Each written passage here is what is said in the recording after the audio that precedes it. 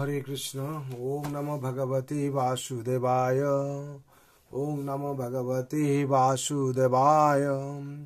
ओम नमो भगवते वासुदेवाय।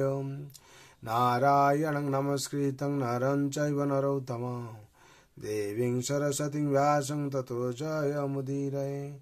नष्टप्रायेषु अभद्रेषु नित्यं भगवत सेवयाम् भगवते उत्तम श्लोके भक्ति भवति नैष्टिके। कृष्णाय वासुदेवाय देवकी नंदनाय च नंदगोपकुमाराय गोविंदाय नमो नमः। हरे कृष्ण। श्रीमद् भागवत स्कंद 7 अध्याय 7 श्लोक संख्या 37। अधोक्षजालब्धे मिहागुवात्मनहं शरीरिण संस्कृति चक्र सातनम।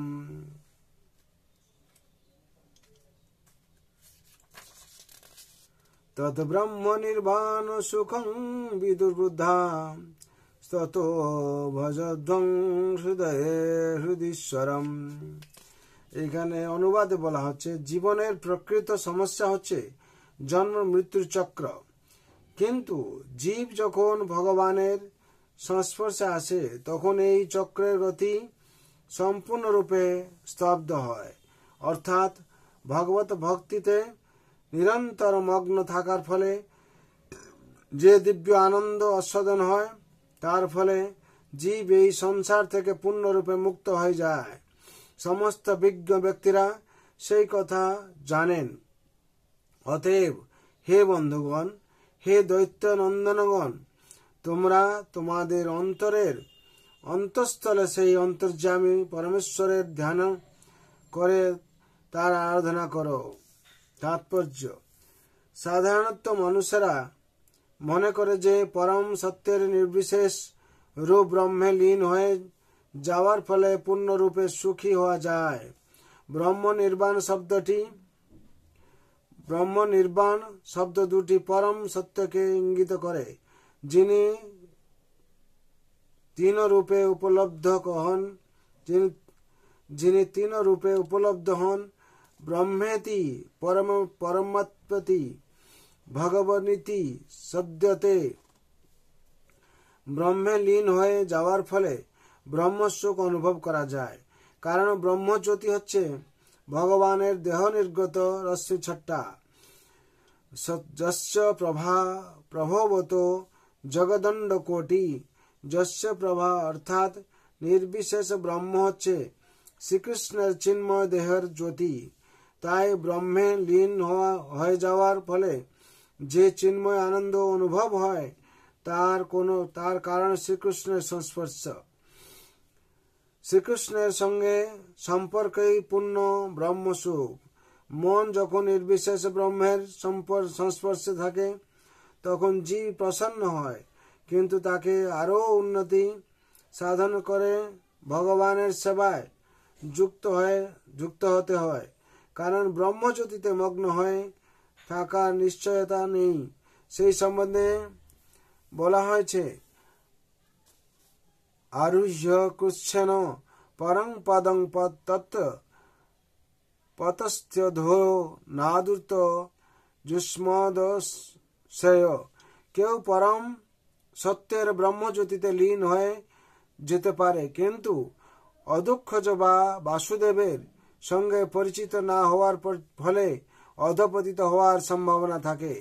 এই ব্রহ্ম সুখ অবশ্য নিঃসন্দেহে জড় সুখের নিবৃত্তি সাধন করে, কিন্তু কেউ যখন নির্বিশেষ ব্রহ্ম এবং অন্তর্যামী পরমাত্মা উপলব্ধির স্তর অতিক্রম করে ভগবানের সঙ্গে দাস, সখা, পিতা, মাতা অথবা প্রেয়সী রূপে সম্পর্কযুক্ত হন, তখন তার সুখ সর্বব্যাপ্ত হয়। তখন চন্দ্রের উজ্জ্বল কিরণ দর্শন করার মতো আপনা থেকে এই দিব্য আনন্দ অনুভব হয়। চন্দ্র দর্শন করলে স্বাভাবিকভাবে সুখের অনুভব হয়, কিন্তু পরমেশ্বর ভগবানকে দর্শন করলে যে দিব্য আনন্দ অনুভব হয় সেই আনন্দ পূর্ণচন্দ্র দর্শনের আনন্দ থেকে শত সহস্র গুণ অধিক। কেউ যখন অন্তরঙ্গ ভাবে ভগবানের সঙ্গে সম্পর্কযুক্ত হন, তখন তিনি নিঃসন্দেহে সমস্ত জড় কলুষ থেকে মুক্ত হন, যা নিবৃত্তস্তনু ভূতান। সমস্ত জড় সুখের নিবৃত্তিকে বলা হয় নিবৃত্তি বা নির্বাণ। শ্রীল রূপ গোস্বামী ভক্তিরসামৃত সিন্ধুতে 1/1/38 বলেছেন, ব্রহ্মানন্দ ভবেদ্দেশ চেত পরার্ধ গুণীকৃতঃ নৈতি ভক্তি সুখাদ বোধে পরমানুতুলাপি। ব্রহ্মজ্যোতিতে লীন হয়ে যাওয়ার ফলে যে ব্রহ্মানন্দ অনুভব হয়, তার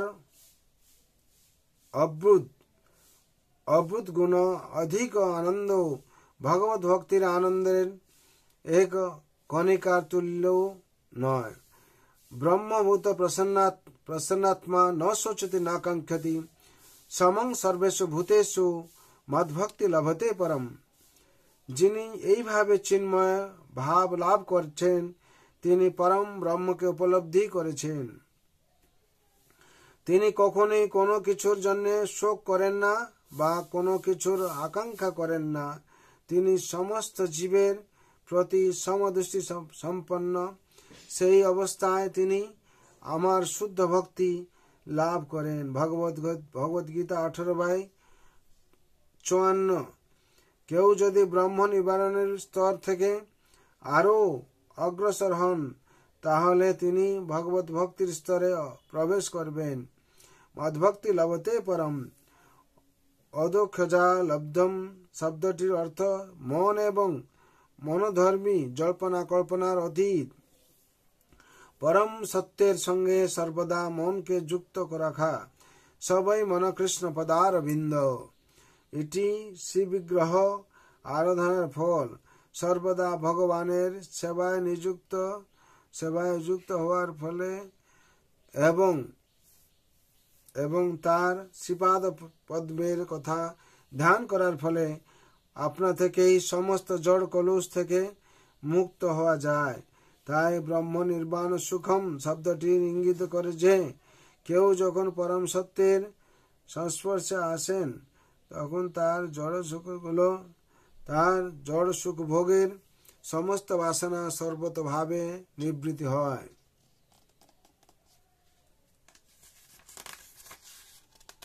এখানে 37 নম্বর শ্লোকের তাৎপর্য সম্পূর্ণ হলো। বিশেষ করে বলা হচ্ছে, সাধারণত মানুষেরা মনে করে যে পরম সত্যের নির্বিশেষ রূপ ব্রহ্মে লীন হয়ে যাওয়ার ফলে পূর্ণরূপে সুখী হওয়া যায়। ব্রহ্ম নির্বাণ শব্দ দুটি পরম সত্যকে ইঙ্গিত করে, যিনি 3 রূপে উপলব্ধ হন। ব্রহ্মতি পরমাত্মেতি ভগবানেতি শব্দতে ব্রহ্মে লীন হয়ে যাওয়ার ফলে ব্রহ্মসুখ অনুভব করা যায়, কারণ ব্রহ্মজ্যোতিতে হচ্ছে ভগবানের দেহ নির্গত রশ্মি ছটা। যস্য প্রভা প্রভবত জগদন্দ কোটি। যস্য প্রভা অর্থাৎ নির্বিশেষ ব্রহ্ম হচ্ছে শ্রীকৃষ্ণের চিন্ময় দেহের জ্যোতি। তাই ব্রহ্মে লীন হয়ে যাওয়ার ফলে যে চিন্ময় আনন্দ অনুভব হয়, তার কারণে শ্রীকৃষ্ণের সংস্পর্শ। এখানে বিশেষ করে বলা হচ্ছে, জীবনের প্রকৃত সমস্যা হচ্ছে জন্ম মৃত্যুর চক্র। কিন্তু জীব যখন ভগবানের সংস্পর্শে আসে, তখন এই চক্রের গতি সম্পূর্ণরূপে স্তব্ধ হয়। অর্থাৎ ভগবত ভক্তিতে নিরন্তর মগ্ন করা থাকার ফলে যে দিব্য আনন্দ আস্বাদন হয়, তার ফলে জীব এই সংসার থেকে পূর্ণরূপে মুক্ত হয়ে যায়। সমস্ত বিজ্ঞ ব্যক্তিরা সেই কথা জানেন। অতএব হে বন্ধুগণ, প্রহ্লাদ মহারাজ বলছেন যে প্রকৃত সমস্যা আছে জীবনের জন্ম মৃত্যু জরা ব্যাধি। এই জন্ম মৃত্যু চক্র থেকে উদ্ধার পাবে কখন মানুষ?